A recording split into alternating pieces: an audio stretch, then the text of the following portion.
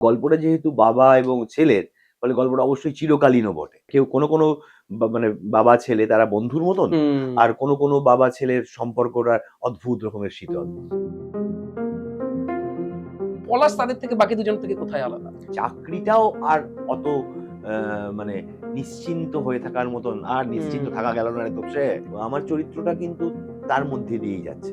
আমি যেমন আগামী ৩ টে কাজ জানি, ৪র্থ বা ৫ম কাজটা জানি না। ও কিন্তু জাস্ট এই মাসটাই জানে। এই পলাশ চরিত্রের ফেরাটা আসলে তাহলে ঠিক কোথায়? নিজের কাছে না অতীতের কাছে? ফাইনালি কিন্তু আমরা সেখানে কেউই কখনো ফিরে যেতে পারি না। বয়ে যাওয়া নদীর পাশে তুমি ২য় বার বসতে পারবে না। আহাহা! কারণ নদীটা বদলে গেছে। ঠিক। জল বয়ে চলে গেছে, নতুন জল। সঞ্জয় মিশ্রের সঙ্গে ১ম কাজ। নর্থ কলকাতায় আমরা শুটিং করছি। উনি কিন্তু ঘুরে, ঘুরে বেড়াচ্ছে। এই কতক্ষণ গ্যাপ আছে? আচ্ছা ২ ঘন্টা লাগবে না। ২ ঘন্টা লাগবে না মানে উনি এদিক ওদিক ওই গলি সেই গলি ঘুরে, হ্যাঁ? করে তারপরে অনেকক্ষণ বাদে উনি বাবা রে! ফিরে এলেন হাতে কিছু চপ কিনে নিয়ে। রাজ্যে একটা পালাবদল ঘটেছে। অন্তত অ্যাপারেন্টলি শুনে এই নতুন সরকারের একটা সদিচ্ছা আছে বলে কথা শুনে আমাদের তাই মনে হচ্ছে। আজকে এই সাক্ষাৎকারে যার বিপরীতে আমি বসে রয়েছি, তার বিষয়ে যে আগ বাড়িয়ে বলব কিছু, সেইটা যদি আপনারা শোনেন, তাহলে হয়তো আপনারাই আমাকে ধমকে উঠতে পারেন। কারণ তার নামটুকুই, তার পরিচয়, তার কর্মকাণ্ডের সঙ্গে এতটাই জড়িত যে ওইটুকুই এনাফ। তার নাম জেমস বন্ডের ঢঙেই বলি চক্রবর্তী, ঋত্বিক চক্রবর্তী। ঋত্বিক দা, আচ্ছা ঋত্বিক দা, সাক্ষাৎকার শুরু করার আগে একটা জিনিস পরিষ্কার হলো খুব ভালো। মানে আমি অন ক্যামেরা ঋত্বিক চক্রবর্তীকে আপনি বলতে হবে না তুমি। না মানে তুমি বলাটাই আমার তাহলে মনে তুমি হয়। আমাকে তুই যেরকম বলো সেটাই বলো। হ্যাঁ, কারণ বেশ ঠিক আছে। আমি দ্বিধাবোধে খুব ভুগি যে মানুষটাকে আমি পর্দার ওপারে, ক্যামেরার ওপারে চিনি। তাকে নিয়ে যখন ক্যামেরার সামনে আসবো তাকে কিভাবে বলবো? না, যেরকম আমরা হ্যাঁ, বলি সেরকমই যাক, বলো। যাক সেটাই ভালো। তাহলে এইটাকে আমি সাক্ষাৎকার বলবো না, বরং আমার কিছু জিজ্ঞাসা বলি। এবং তোমার যদি মনে হয় যে তুমি আ আমার সেই জিজ্ঞাসাগুলোকে নিরাসন করবে, তুমি করো। আর যদি মনে হয় করবে না, করবে না। বেশ। আচ্ছা বেশ। মানে যেরকম আমরা তোমার বাড়িতে বসেও আড্ডা মেরেছি, বাড়িতেও বাইরেও যখন কথা হয় ঠিক সেরকম ভাবেই আমি চাইছি। আ আমার ১ম আ কারণ তোমার কাছাকাছি আসা এবারের, তার কারণ অন্যতম হচ্ছে তোমার যে ছবিটি আসছে 'ফেরা', হুম, সেই কারণে। হুম, আ 'ফেরা'তে তোমার চরিত্রের নাম পলাশ হুম, এবং আমরা 'ফেরার' যে ঝলক এখন অব্দি প্রকাশ পেয়েছে, তার থেকে এইটুকু বোঝা গেছে যে 'ফেরা' প্রাথমিকভাবে বাবা-ছেলের গল্প হুম। এবং আমাদের এই সমাজে বাবা-ছেলের যে ইকুয়েশনটা, সেটা আমার ব্যক্তিগত মনে হয় খুব আন্ডাররেটেডলি ইন্টারেস্টিং। তার কারণ দুজনেই পুরুষ, মানে আমরা জঙ্গলে শুনেছি পুরুষ সিংহ দুজন কাছাকাছি থাকলে কি হয়? কিন্তু এই পুরুষ সিংহ যখন একজন বয়স হচ্ছে আরেকজন তার কাছাকাছি পৌঁছচ্ছে, এই পুরো বিষয়টা নিয়ে ফেরা। আ রিয়ালিস্টিক সিনেমা তো বটেই, কিন্তু রিয়ালিস্টিক সিনেমা বলতে তো আমরা আজকাল বুঝি যে অনেক সময় ইমোশনটাকে মেরে ফেলা হয় রিয়ালিস্টিক এর নামে। আমার ১ম প্রশ্ন, এই ছবি কি সেটা কোথাও ব্যালেন্স করেছে? মানে রিয়ালিস্টিক এর নামে ইমোশনটা কোথায় ঠিক? দেখো তো তুমি যদি এরকম বলো যে বা বলিস যে হুম, যে অ্যা রিয়েলিটির নামে ইমোশন মেরে ফেলা হচ্ছে। তার মানে সে রিয়েলিটিকে ধরছে না। ইমোশনকে যোগ করেই তো আসলে হুম, ইমোশনকে বাদ দিয়ে তো কখনো রিয়েলিটি হতে পারে না। তাহলে সেটা একটা রিয়েলিটির ভান, রিয়েলিটির হুম, একটা জামা, রিয়েলিটির মুখোশ। ঠিক। সেটা রিয়েলিটি নয়। কিন্তু এখানে খুবই ছবিটা অবশ্যই ইমোশনাল। হুম, অবশ্যই রিয়ালিস্টিক, হুম, অবশ্যই কন্টেম্পোরারি এবং গল্পটা যেহেতু বাবা এবং ছেলের, ফলে গল্পটা অবশ্যই চিরকালীনও বটে।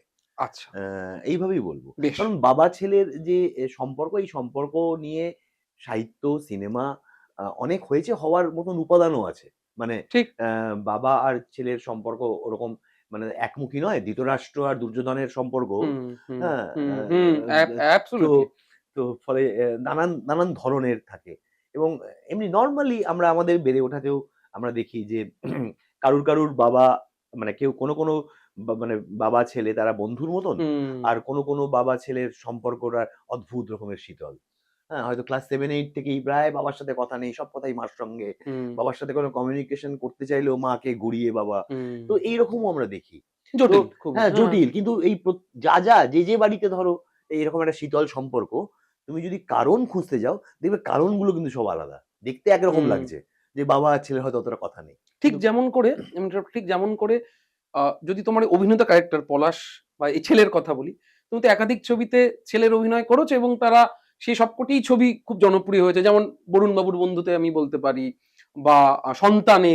মিঠুন চক্রবর্তীর ছেলে, বরুণ বাবুতে সৌমিত্র চট্টোপাধ্যায়ের ছেলে, হ্যাঁ এবং এখানে সঞ্জয় মিশ্রা জির হ্যাঁ ছেলে। আমি হ্যাঁ বলছি এক ইন আ ওয়ে সব মানে ঋত্বিক অভিনীত তিনটি চরিত্রই ছেলে, হুম কিন্তু ওই যে আবার বললাম ইকুয়েশন গুলো তোমার কথা হুম ধার করে বলি হুম তারা আলাদা। হুম সেই ক্ষেত্রে আমি যদি জিজ্ঞেস করি পলাশ তাদের থেকে বাকি দুজন থেকে কোথায় আলাদা? দেখো, প্রথমত সন্তান ছবিটাতে আমরা মানে উম ছবিটা যেভাবে আসলে হুম বলা হচ্ছে, মানে ছবিটার গল্পটা একটা বলছে যে একটা ছেলে সে বড় হয়ে গেছে, হুম সে স্বার্থপর, সে বাবা-মাকে হুম দেখে না। এটা একটা গল্প। এই গল্পটার মধ্যে একটা বাস্তবতা আছে। কিন্তু গল্পটা যেভাবে বলা হচ্ছে, সেটা একটু মাসকে বলার কারণে সমস্ত কিছুরই যাকে বলে ফেডার একটু বাড়িয়ে, বাড়িয়ে রাখা আছে। হুম হ্যাঁ? আ তো ফলে ওই ছবিটা, ওই চরিত্রটা বা ওই গল্পটাকে অ্যাপ্রোচ আমি যখন যেভাবে করছি, কোনোভাবেই আমি বরুণ বাবুর বন্ধুকেও সেভাবে অ্যাপ্রোচ করিনি হুম বা এটাকে তো নয়ই।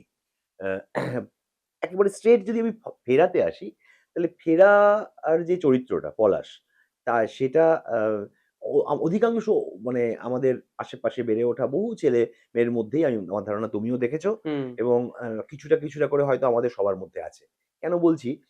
যে আমি তো নিজে ব্যক্তিগতভাবে যে রোজগারের কারণে উপার্জনের জন্য বাড়ি ছেড়েছিলাম। হুম সেটা একটা অন্য হুম শহরে বাস করতে শুরু হুম করেছিলাম। হুম যে হুম এই শহরটা আমার কেউ নেই। হুম অ্যা হুম মানে সেই শহরটায় আমাকে সেটা কলকাতা মিন হুম করছি। হুম হুম এইবার আরো অনেকে আছে যারা রাজ্যও ছেড়ে চলে যায়। আরো অনেকে আছে যারা দেশ ছেড়ে চলে হুম যায় অ্যা ওই রোজগার করতে। তো পলাশ তাদের একজন প্রতিভু কিন্তু। যে বাড়ি ছেড়ে, হ্যাঁ? হুম একটা শহরে স্ট্রাগলই করছে। চাকরি পেয়ে গেল মানেই সে প্রতিষ্ঠিত হয়ে গেল নয়। সে আসলে স্ট্রাগলই করছে। এটা কিন্তু তোমার মানে ব্যক্তিগত ঋত্বিক চক্রবর্তীর প্রথম জীবনের সঙ্গেও কিন্তু বেশ খানিকটা মিল। অনেক বহু মানুষের সাথে মিল। আমরা আ আ মানে তুমি ঘটনাচক্রে হুম কলকাতার ছেলে। কিন্তু হুম আমি জানি যে আরো অনেকের সাথে আমি যদি ঠিক। আ মানে কথা বলি বা তোমার প্রফেশন এর মানুষকেই হুম দেখবো। আমার প্রফেশন আমি জানি। বহু মানুষই মানে অন্য শহর থেকে বড় শহরে জড়ো হয়। ঠিক। এটা একটা স্বাভাবিক, হ্যাঁ, ইকোনমিক্স এরও নিয়ম বটে।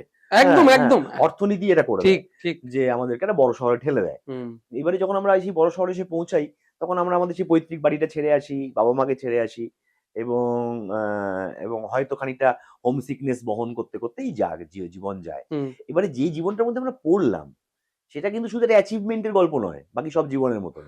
সেখানেও পরাজয় আছে, সেখানেও না পাওয়া আছে এবং জীবন যে একটা ঠেলা দেয়, যে সেই ঠেলাতে তুমি যে দৌড়তে শুরু করলে, সবসময় সেটা মানে মানে কুসুম বিছানো পথ নয়। সেখানে কাঁটা থাকে, কাঁকড় থাকে, ঠিকই তো। হ্যাঁ? তো সেইগুলোকেই টপকে, টপকে যেতে হয়। ধরো জার্নিটা। জার্নিটাতে। হুম, ধরো এই হুম, পলাশ, আমি হুম, যে চরিত্রটা করছি, সে একটা ভালো স্টুডেন্ট ছিল। ভালো স্টুডেন্ট বলতে ভালো স্টুডেন্ট। ভালো স্টুডেন্ট মানেই কি? একটা ভালো স্টুডেন্ট মানেই তার একটা ভালো জীবিকা হবে। মানে হুম। ভালো স্টুডেন্টের পিছনে তো এটা চলে। এইবার পলাশ একটা ঠিক সময়েই চাকরি পেয়েছে। আচ্ছা। কিন্তু আজকের দিনে দাঁড়িয়ে তুমি নিশ্চয়ই জানো যে, যে চাকরিটাও আর অত আ মানে নিশ্চিন্ত হয়ে থাকার মতন আর নিশ্চিন্ত হুম। থাকা গেল না রে তোপসে। চাকরিটাও কিন্তু প্রায় তাই। ঠিক, ঠিক, অতটা ঠিক, নিশ্চিন্ত ঠিক, তুমি আর থাকতে ঠিক, পারবে না। ঠিক, ঠিক। আজকে চাকরি আছে, হ্যাঁ? ১ মাস বাদে থাকবে কি থাকবে না। আজকের চাকরির যা প্যাটার্ন হয়েছে বহু মানুষই সেটা জানে না। হুম। আমার চরিত্রটা কিন্তু তার মধ্যে দিয়েই যাচ্ছে। এবারে উম সমস্ত চাকুরিজীবীর মতন। অনিশ্চয়তা, সমস্ত হ্যাঁ, আজকে সবকিছু ভয়। আমরা যখন অভিনয় করতে এসেছি তখন লোকে বলেছে "একটা চাকরি করতে পারতিস। তাহলে এই কাজের তো কোনো স্থিরতা নেই, হুম, নিশ্চয়তা নেই।" সেটা তো জেনেই আমরা এসেছি। কিন্তু যারা আমারই বন্ধু-বান্ধব, যারা ভালো করে মন দিয়ে হুম, পড়াশোনা করেছিল, একটা চাকরির স্বপ্ন দেখেছিল এবং চাকরি করছে, তারাও কিন্তু আজকে গল্প করতে গিয়ে বুঝতে পারি যে আমারই মতন অনিশ্চিত। আমি যেমন আগামী ৩ টে কাজ জানি, ৪র্থ বা ৫ম কাজটা জানি না। ও কিন্তু জাস্ট এই মাসটাই জানে। পরের মাসটা জানে না। যে ওর চাকরি হবে কিনা, একদিন এসে দেখবে কিনা যে ওর আ লকারটা বন্ধ, হ্যাঁ? ওর অফিসের কম্পিউটারটার পাসওয়ার্ড বদলে হুম, গেছে, হুম, হ্যাঁ? হুম, সেটা সে দেখবে কিনা সেটা সেও জানে না। তো এই যে একটা সামাজিক আর্থসামাজিক হুম, পরিস্থিতি, হুম, এর মধ্যে দাঁড়িয়ে থাকা যে পলাশ, এ আমাদের অনেকেরই চেনা। হতে ঠিক। পারে এরা কয়েকজন আমরাই বা হতে পারে আমাদের চেনা বন্ধু-বান্ধব, দাদা, ভাই, এদেরই কয়েকজন প্রতিভু আসলে পলাশ। বাহ! বেশ। এই যে বললে যে, এই যে অনিশ্চয়তা বারবার এই ছবির উপজীব্য হয়ে উঠেছে তোমার কথায় উঠলাম। সেই জায়গা থেকে জিজ্ঞেস করি, সেখানে এই যে ফেরা, এই যে ফেরা শব্দটার মধ্যেই তো যেন একটা ফিরে আসা, না পারা আর অসমাপ্তির একটা অদ্ভুত একটা অনুভূতি মিশিয়ে রয়েছে। এই এই পলাশ চরিত্রের ফেরাটা আসলে তাহলে ঠিক কোথায়? নিজের কাছে না অতীতের কাছে? এ আসলে এই ছবি এই পুরো উত্তরটা আমি পরিষ্কার করে দিতে পারব না বা দেবও আচ্ছা, না। কারণ এর আচ্ছা, সাথে ছবির গল্প জড়িয়ে আছে। আচ্ছা বেশ। আ তবে আমরা এই প্রসঙ্গে বরং এই কথাটা বলাটা বরং একটা যে আমরা যখন ওই বাড়ি ছেড়ে এসে পৌঁছাই, এবং আমরা যে একটা বয়সের পরে যে যেখানেই ফিরতে চাইছি না হুম, কেন, আসলে ফাইনালি কিন্তু আমরা সেখানে কেউই কখনো ফিরে যেতে পারি না। মানে যেমন আমার অভিজ্ঞতা থেকে দেখেছি যে যখন আমি বাড়ি ছেড়েছি আমার প্রচন্ড হোম সিকনেস হুম, ছিল।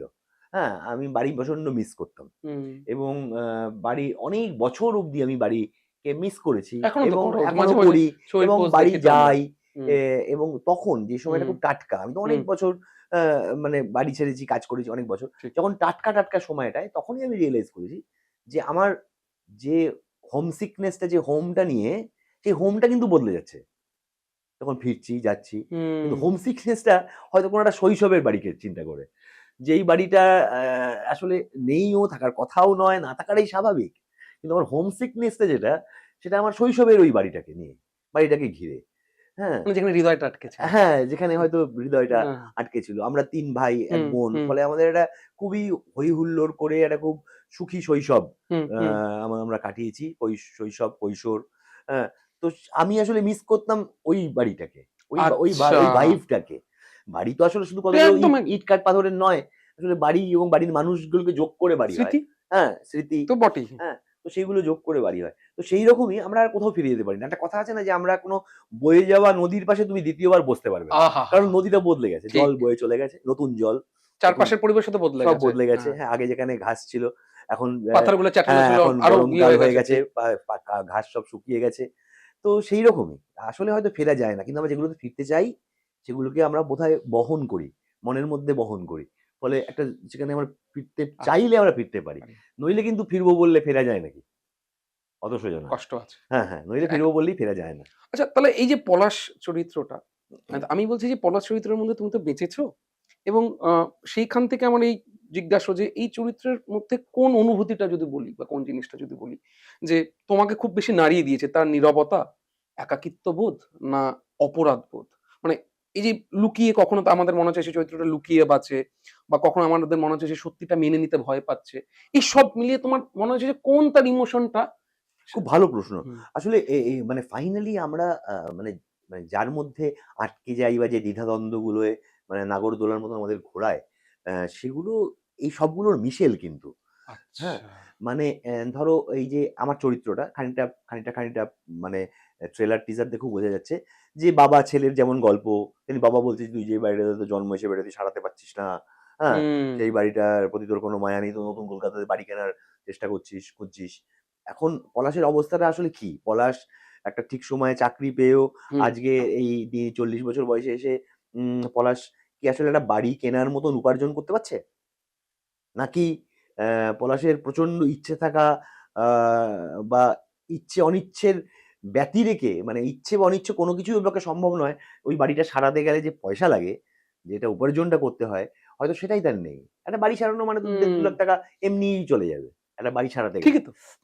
মানে আমি কম করে বললাম। হুম, হুম, যে হুম, জাস্ট বেরিয়ে গলে হুম, যাবে। হুম। ৭-৮ লাখ টাকা ওর কাছে কি আছে?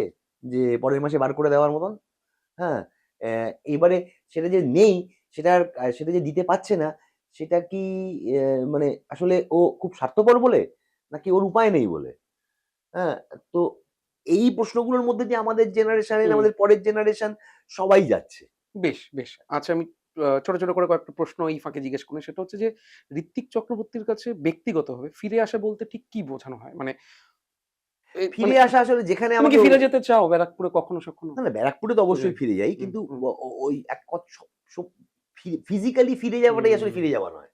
ফিজিক্যালি তুমি যেখানে ইচ্ছেই ফিরতে পারো। কিন্তু ওই রাইট। যে বললাম যে তুমি আসলে ফিরতে পারবে না। মানে ফিজিক্যালি তুমি যেখানে ফিজিক্যালি ফেরাটা ইম্পোর্টেন্ট নয়। মেন্টালি ফিরতে মেন্টালি পারছো কিনাটা গুরুত্বপূর্ণ। পয়েন্ট। মানসিকভাবে কি তুমি কি সেখানে পৌঁছতে পারো? সেইটা আহা! খুবই গুরুত্বপূর্ণ। তাহলে তা না হলে তুমি ফেরোনি। তুমি জাস্ট গেছো। আহা! তো মানে একটা অংশ তো তাকে সেখানে রাখতে হবে। হ্যাঁ, রাইট। মানে তবেই তুমি তো তো ফিরতে পারবো। রাইট। তুমি কি লুকোচুরি খেলছো বা ছোঁয়াছুঁয়ি খেলছো, যেখানে ফিরবে সেটাকে একটা বুড়ি বানিয়েছো, মানে জাস্ট চুলেই সেটা তো নয়, না, না, না। সেটা নয়। তুমি যেখানে ফিরতে চাইছো, আচ্ছা, সেটা আমার ধারণা যে অধিকাংশ সময় আসলে সেখানে আমরা ফিজিক্যালি হয়তো ফিরতে পারি না। রাইট। ফিরতে পারার উপায়ও নেই। আসলে আমরা ফিরতে চাই একটা মেন্টাল স্টেটে। যে এইটাতে ওইখানে ফিরলে যে শান্তিটা পেতাম, হয়তো সেইটাই। কনসোল করছে হ্যাঁ, নিজেকে। হয়তো। আমরা হয়তো। শিকড়ে যে ফিরতে চাই, শিকড়ে কি করে ফেরে? আক্ষরিক অর্থে। শিকড়ে তো আক্ষরিক অর্থে ফেরা যায় না। উম আ তুমি তো সেইভাবেই কিন্তু শিকড়ে তো ফিরে যাওয়া যায়। তো যদি আমি চাই যদি তবে। যদি তুমি চাও, ওই যে কিন্তু ফিজিক্যালি বা আক্ষরিক অর্থে শিকড়ে কি করে ফিরবে? ফিরবে না। পসিবল তুমি না সেটা। ফিরবে না। কিন্তু হ্যাঁ। সময়টা ফিরে এসছে, হ্যাঁ, জায়গাগুলো ফিরে সবটাই এসছে, মানুষগুলোকে কিন্তু ফেলে। তুমি ফিরতে চাইলে ফিরতে পারবে। তাহলে ওইটা অনেকটা একটা মেন্টাল স্টেট। Mental state. আচ্ছা বেশ, একটু আমরা একটু এবার ছবিতে ফিরে আসি। সঞ্জয় মিশ্রজির সঙ্গে ১ম কাজ। এবং সঞ্জয় মিশ্রজি কত বড় অ্যাক্টর বা কোন ধরনের অ্যাক্টর সেটা আলোচনা করার জায়গা এটা নয়, বা একদমই আজকে তো তাই। নয়।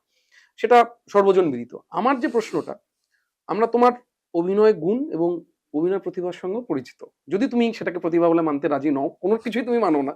কিন্তু বিষয়টা হচ্ছে যে আমার প্রশ্নটা, সঞ্জয় মিশ্রর সঙ্গে মতন অভিনেতার সঙ্গে অভিনয় যখন তুমি করছো, তুমি যে আক্ষরিক অর্থে পেশাদার সেটা গোটা ইন্ডাস্ট্রি জানে। কিন্তু সেটি মাথায় রেখেও বলছি, তোমার এত বড় অভিনেতার সঙ্গে অভিনয় করছো ১ম বার ওর মতন। কোথাও কি অ্যাপ্রোচটা বদলাতে হয়েছিল তোমাকে অভিনয়ের? না, এরকম আছে। অভিনয়ের অ্যাপ্রোচ একদমই বদলাতে হুম, হয়নি। হুম, অ্যা অ্যা কিন্তু হ্যাঁ, যখন ১ম একজন অভিনেতার সাথে অভিনয় করছি এবং সে একেবারেই অচেনা। পাশাপাশি সে মানে ভারত বিখ্যাত একজন অভিনেতা। অ্যা মানে দারুণ অভিনেতা, একজন ভারত বিখ্যাত অভিনেতা বলে ১ম কয়েকটা ক্ষণ আমার যে সময়টা লেগেছে যে আসলে মানে উনি কিভাবে রিঅ্যাক্ট করবেন। অ্যাক্টিং হুম, কিভাবে করবেন আমি জানি। অ্যাক্টিং করবেন এরকমভাবে হুম, শ্রেষ্ঠ অ্যাক্টর অভিনয় করে। হুম। কিন্তু বাকি সময়টায় ঠিক কি পরিস্থিতি ঠিক, থাকবে, ঠিক, ঠিক। হ্যাঁ? রিহার্সাল করতে চাইবেন না চাইবেন না। হুম, তো এবারে যেটা হবে আমি সেটা হতে পারি। মানে উনি যেটা হবেন আমি সেটা হতে পারি। আমার কোনো অসুবিধে নেই। বেশ। কিন্তু সেটা আমার দেখার ছিল। কিন্তু আমি একটা প্রচন্ড বন্ধুত্বপূর্ণ মানুষকে আমি দেখলাম। আচ্ছা। আ আমি দেখলাম যে আমরা যেভাবে একটা অভিনয়কে বা একটা চরিত্রকে অ্যাপ্রোচ করতে চাই, অ্যা উনি উনিও প্রাথমিকভাবে যতটুকু বোঝা যাচ্ছে, উনিও প্রাথমিকভাবে হয়তো ঐখান থেকেই জার্নিটা শুরু করেন। হ্যাঁ? আচ্ছা। পাশাপাশি অ্যা বন্ধুত্বপূর্ণ তো। ভীষণই বন্ধুত্বপূর্ণ একটা ইয়ে হলো। ছবির শেষে আমাদের মধ্যে একটা ব্যক্তিগত সম্পর্কও তৈরি হয়ে গেল। এবং মানে আমরা অনেক বিষয়ে গল্প করলাম। মানে উনার ছোটবেলার গল্পও যেমন করলাম। উনি কি ধরনের উনার গান শুনতে উনি কি ধরনের গান শুনতে পছন্দ করেন। গান পাগল একটা মানুষ আসলে। হুম। হ্যাঁ? বিভিন্ন জায়গা থেকে উনি মানে রেকর্ড কালেকশন করেন। হ্যাঁ? মানে তো ওর ও প্লেইং রেকর্ড। প্লেইং হ্যাঁ, আচ্ছা। Long playing. তো রেকর্ড কালেকশন করেন। এই যে মানুষটার আরেকটা দিক চিনতে পারলাম। উনার বাড়িতে, বম্বের বাড়িতে আমাকে আমন্ত্রণ জানালেন। তো করে তারপরে উনার সঙ্গে একটা যে সখ্যতা হলো, পাশাপাশি একটা জিনিস আমি জানতাম বা মনেও করি যে একজন ভালো অভিনেতা মানে কিন্তু সে অনেক কিছুর পাশাপাশি সে একজন দারুণ একজন কো-অ্যাক্টর। যে মানুষটি দারুণ কো-অ্যাক্টর নয়, সে রাইট। একটা ভালো সহ-অভিনেতা যে হতে পারেনি, সে অভিনেতা হতে পারবে না। তো সঞ্জয় মিশ্রও সেই গোত্রেরই মানুষ। যে উনি মানে গিভিং। হ্যাঁ, মানে উনি একজন প্রকৃত সহ-অভিনেতাও। মানে অ্যাক্টরকে কো-অ্যাক্টরও হতে হয়। যেটা তোমার বিষয়েও সবাই বলে। হ্যাঁ, তো তো উনি রাইট, না এটা আমার বিশ্বাস। তুমি নইলে রাইট। নইলে হবে না। এবারে নইলে এই যে আমি আজকে বলছি খুব কমফোর্টেবল মানে হুম। কি? মানে উনি একজন দারুণ কো-অ্যাক্টর। তার রাইট। মানে হচ্ছে ঠিক, তাই।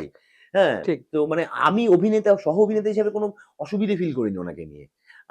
তো সেটা কি মনে হয়? কারণ আমি, এটা আমার অবজারভেশন, যে আমার মনে হয়েছে যে ঋত্বিক চক্রবর্তীকে আমরা ব্যক্তিগত পর্যায়টা বাদ দিচ্ছি, তোমাকে আমি কিভাবে চিনি সেটা বাদ দিয়েও বলছি। যে সার্বিকভাবে আমরা দেখেছি যে অভিনয় ছাড়া ঋত্বিক চক্রবর্তী খুব একটা পার্টি-টার্টিতে যান না।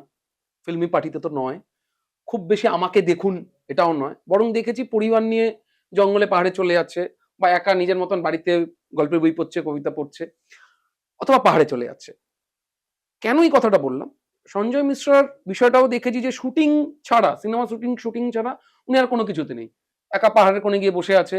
চুপচাপ ওখানকার মানুষের সঙ্গে গল্প আড্ডা করছে, থাকছে, আবার চলে আসছে, হুম। আবার শুটিং, আবার চলে আসছে। আমি বলছি, এই যে এটা কি কখনো তুমি লক্ষ্য করেছো বা ভেবেছো? এই যে চরিত্রগত যে মিলটা দুজনের, তার জন্য কোথাও কি একটা ওয়েভলেংথ কানেকশন বা কিছু ভাবা না, হয়েছে কখনো? না ওইভাবে নয়। কিন্তু হুম, দেখো অভিনেতাকে না একটু খোলা মনে থাকতে হবে, হুম, চারপাশ দেখতে হবে, জানতে হবে, তার নিজের মতন করে বুঝতে হবে, মানুষের সাথে কথা বলতে হবে, হ্যাঁ? শুধুই তার পেশার ৫ টা, ৬ টা, ৭ টা, ৮ টা বন্ধুতে জীবন আটকে গেলে হুম। ফাইনালি মানে দারুণ হয়তো খুব মজা হচ্ছে। কিন্তু অ্যাক্টর হিসেবে তোমার সীমিত হয়ে যাওয়ার সবসময় একটা সম্ভাবনা থেকে একদম, যায়। একদম। তো সঞ্জয় মিশ্র সেরকম মানুষ নন। মানে আমরা কলকাতাতে যখন শুটিং করছি, যখন উনার শুটিং নেই, নর্থ কলকাতায় আমরা শুটিং করছি, উনি কিন্তু ঘুরে বেড়াচ্ছেন। এই কতক্ষণ গ্যাপ আছে? আচ্ছা ২ ঘন্টা লাগবে না। ২ ঘন্টা আচ্ছা। লাগবে না মানে উনি এদিক ওদিক ওই গলি সেই গলি করে হ্যাঁ? তারপরে অনেকক্ষণ বাদে উনি পাওয়া ফিরে যায়। এলেন হাতে কিছু চপ কিনে নিয়ে। "ये मिल गया, ये बहुत अच्छा है।" তো একটু গঙ্গার ঘাটে গিয়ে খানিকক্ষণ বসে এলো। হ্যাঁ, তো একদম সঞ্জয় মিশ্রার এই যে এই ব্যাপারটা আমার মনে হয় বহু অভিনেতার মধ্যেই আমরা দেখি। হ্যাঁ, এখানে হয়তো অতটা বেশি নেই দেখা যায় একদমই না, প্রায় দেখা দেখা যায় না যায় না। বলে। হ্যাঁ, কিন্তু মানে অভিনেতার কুল তো শুধু টালিগঞ্জে নেই, মানে একটা বড় একটা অংশ অভিনেতা যারা পয়েন্ট। অভিনেতা যে কুল তারা যে হ্যাঁ, হ্যাঁ, হ্যাঁ, যে সেখানে তুমি এরকম বহু মানুষ পাবে। বেশ। হ্যাঁ, এটা কোনো একটা ব্যতিক্রমী অভিনেতার চিহ্ন নয়। এরকম অনেক অভিনেতাকেই আমরা শুনেও তো ভালো দেখতে লাগে। পাই। নিশ্চয়ই ভালো হ্যাঁ, লাগে। আচ্ছা তো টলিপাড়ার কথা যখন উঠলো, প্রসঙ্গ যখন উঠলো, আমরা একেবারে সাক্ষাৎকারের শেষ পর্যায়ে চলে এসেছি, তাই কটা প্রশ্ন করব কারণ আমার জানতে ইচ্ছা করছে। এই যে রাজ্যে একটা পালাবদল ঘটেছে এবং সেটা পালাবদলটা ঘটেছে কোনো আমি বলব যে লাইক দিস এরকম নয়। একটা বিপুল ঝড় আমি সাংঘাতিক যাকে হ্যাঁ, বলব। হ্যাঁ। এবং তার সেই রেশ টেনে টলিপাড়াতেও তার ছায়া পড়েছে। আ বিভিন্ন মানুষ আশা রাখছেন, বিভিন্ন কথা বলছেন। আমি তুমি আমার প্রশ্নটা তোমাকে যে তুমি দীর্ঘ বছর এই পাড়ার একজন অধিবাসী। তো কোথাও কি মনে হয় যে মানে কি মনে হচ্ছে যে আদৌ কি আ সুখকর হবে এই পরিবর্তনটা টলিপাড়ার ক্ষেত্রে যদি বলি? নাকি কতটা তুমি এখন আশাবাদী? দেখো খুব কম দিন সময় কেটেছে হুম, এবং একটা অন্তত অ্যাপারেন্টলি শুনে এই নতুন সরকারের তো একটা সদিচ্ছা আছে বলে কথা শুনে আমাদের তাই মনে হচ্ছে। এবং এবং ৪ জনকে দায়িত্ব দেওয়া হয়েছে যারা আমাদেরই মানে এমএলএ এবং তারা সবাই কোনো হুম, না কোনোভাবে আমাদের ঠিক, মানে অভিনেতা তারা ঠিক। সবাই। প্রত্যেকে অভিনেতা এবং তাদের মধ্যে রূপাদির কিছু বক্তব্য বা রুদ্রর কিছু বক্তব্য আমি শুনেওছি এই প্রসঙ্গে। এবং সেখানে যেটা ভালো লেগেছে যেটা আমারও ১ম দাবি যেটা, যে সেটা হচ্ছে যে কোনোভাবেই রাজনীতিকরণ যাতে না হয়ে যায়। মানে হুম, একদমই যাতে রাজনীতিকরণ না হয়। আ সেইটা একটা খুব মানে ইম্পোর্টেন্ট একটা ব্যাপার এবং আ মানে কোনো মানে মানে কোনো ইন্ডাস্ট্রি ফিল্ম বলে নয়, রাজনীতিকরণ হলে তাকে ভুগতে হয়। আমরা তো বিরাট ভুগলাম। মানে আমাদের ইন্ডাস্ট্রি বিরাট ভুগেছে। অ্যাবসোলিউটলি। হ্যাঁ? তো একেবারেই যাতে না হয় এটা বোধহয় মানে মাথার থেকে শেষ অবধি সবাই চাইছেন। এবং আমি যতটুকু রূপাদির বা রুদ্রর কথা শুনেছি, তাতে এটাই মনে হচ্ছে যে ওনারাও যে চান না যে এর মধ্যে কোনো রাজনীতিকরণ হোক, এটা একেবারেই চাই না এবং চাই যে প্রয়োজনে ইন্ডাস্ট্রির প্রয়োজনে আমরা সরকারের সাহায্য পাবো। কারণ সরকারি সাহায্য ছাড়া কোনো একটা ইন্ডাস্ট্রির গ্রোথ আ মানে পট করে হয়ে যায় না। হুম, হুম। সরকারের একটা মানে একটা নীতি থাকতে হয়। ওটা নিয়ে একটা কোনো ভাবনা থাকলে কোঅর্ডিনেশন তো থাকতে তার হবে। ভাবনা হ্যাঁ, থাকলে তার হ্যাঁ, সুফলগুলো পাওয়া যায়। একদম। সেইগুলোও যেন পাই, প্রাথমিকভাবে এইটা চাই। হুম, এখন এরকম একটা পরিবেশ যাতে তৈরি হয়, এটা চাইছি। এবারে কি হবে সেটা তো ভবিষ্যৎ ভবিষ্যৎ বলবে। সময় বলে দেবে। বেশ।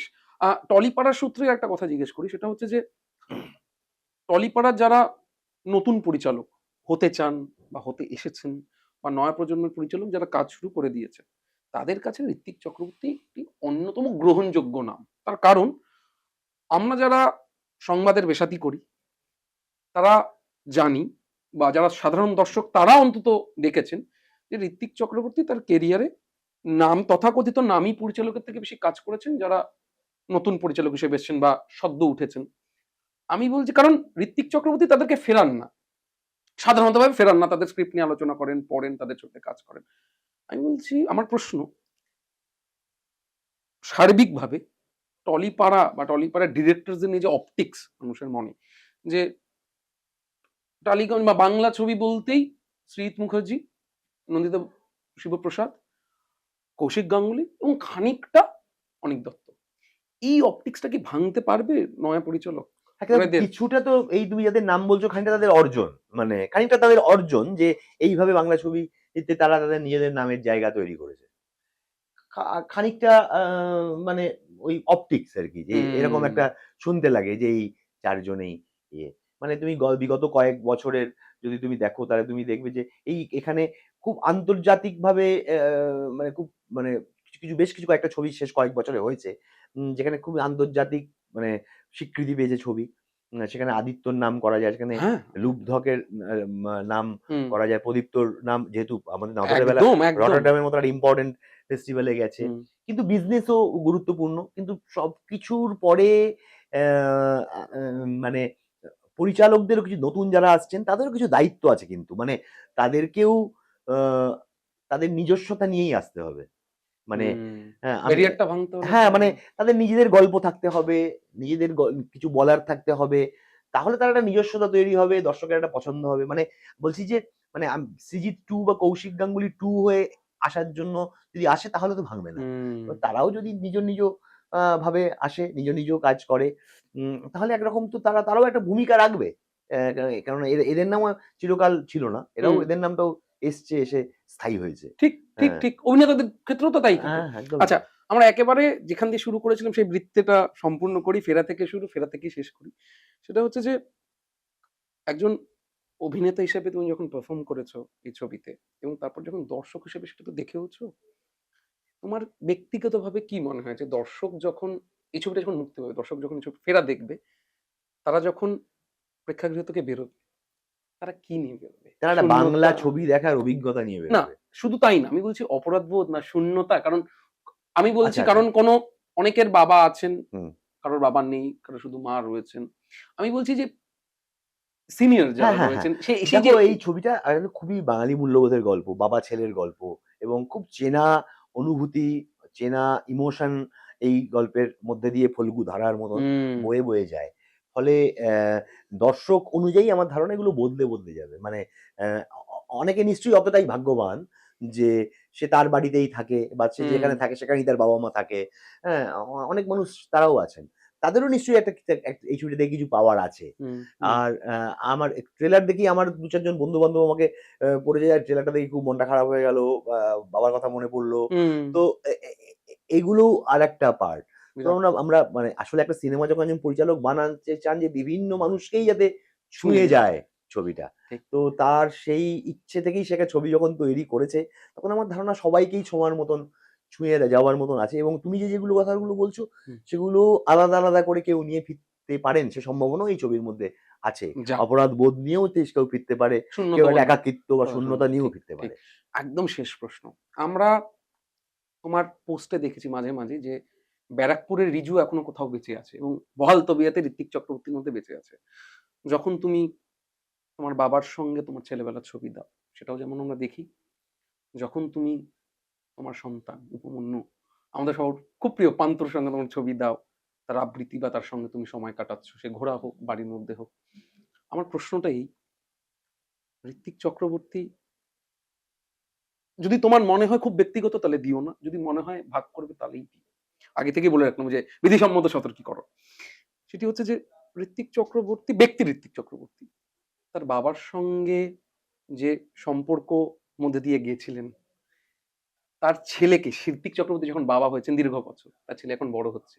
বাবা হিসাবে, সন্তান হিসেবে সে যেটা বাবার থেকে পেয়েছে, সেই লেগেসিটা কি সে ছেলের মধ্যে দিয়ে যাচ্ছে? ঠিক সম্পর্কটা কেমন ছিল আর এখন কেমন হয়েছে? হ্যাঁ, এটা হ্যাঁ, জানতে খুব আসলে ইচ্ছে করে। বাবার প্রভাব মানে আমার জীবনে অনেক।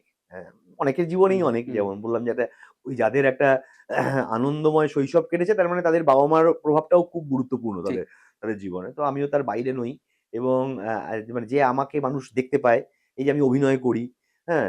বা বা নানান বিষয়ে অ্যা মানে টিকাটিপ্পনি কাটি Facebook এ। এর অনেক কিছুই হয়তো না, এর অনেক কিছু শুরু আসলে বাবার হাত ধরে। আচ্ছা। হ্যাঁ? মূল্যবোধ।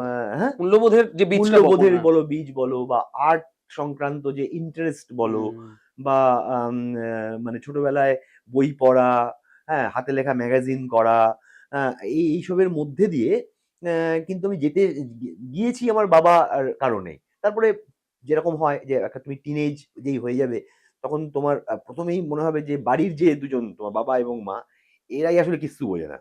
যে টিনেজ হওয়ার পরে ছেলেমেয়েদের একটা একেবারেই তাই। হ্যাঁ, আমি সেন্সটা যেই মুহূর্তে স্ট্রং হতে শুরু করে, তখনই এটা একটা আসে। কিন্তু সেই সময়টাও অ্যা আমি বাবার সাথে যেরকম খোলা মনে মানে মানে বিরোধিতা করতে পারতাম। মানে বাবা এটা বলছে, "না, আমার মনে হয় বাবা এইটা।" এবং সেটা আজকে বুঝতে পারি ফালতুই কিছু কথা বলতাম। কিন্তু বাবা মন দিয়ে শুনতো এবং তারপরে আবার মানে যুক্তির মতন করে কথাগুলো বলতো। ৪ টে ধমক দিয়ে কতগুলো জিনিস স্থির করে দিত না। না, এটা হুম, নয় এটাই আজ থেকে মানো। এটা বলতো না। বলে ৫ টা অপশন দিত। দিয়ে বলতো, "এবারে ভাব।" আমি আমার প্যারেন্টিং এটা নকল করি আসলে।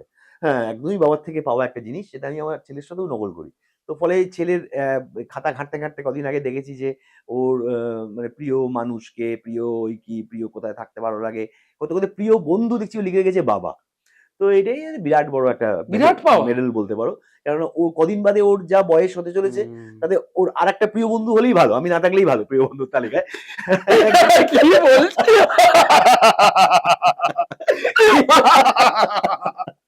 ও এই যে ঋত্বিক দা, আছি। তোমার মতন বাবা যেন সব ঘরে ঘরে হয়। মানে আমি আই উইশ আমার বাবা যেন আমাকে বা এখনো বলে যে যদি বলতো এই বয়সে তোর প্রিয় বন্ধু আমি না, অন্য কেউ হোক, এটা আমি সর্বান্তকরণে প্রার্থনা করি। আমার মনে হতো এই পৃথিবী আমাকে অনেক দিয়েছে, আর না পেলেও হবে। পান্তুকে আমি হিংসা করি। হ্যাঁ, না না, কিন্তু মানে আমিও মানে বন্ধুরা হয়ে থাকতে চাই, হ্যাঁ। কিন্তু মানে ওর আরো কিছু প্রিয় বন্ধু টন্ধু হোক, কিন্তু বান্ধবী এটা একটা হোক, বিরাট হ্যাঁ, পাওয়া। ঠিক, হ্যাঁ, ঠিক। বান্ধবী হোক, হ্যাঁ, একদমই তাই। ঠিক ঠিক ঠিক ঠিক। থ্যাংক ইউ ঋত্বিক দা। Thank you. আর আমি জানি না কতটা তোমাকে বিরক্ত করলাম, কিন্তু আমরা আজ অনেক কিছু জানলাম। হ্যাঁ। ব্যক্তি ঋত্বিককে তো চট করে জানা যায় না। আমাদের সঙ্গে সেসব ভাগ করার জন্য অনেক অনেক ধন্যবাদ। তবু ধন্যবাদ। হ্যাঁ।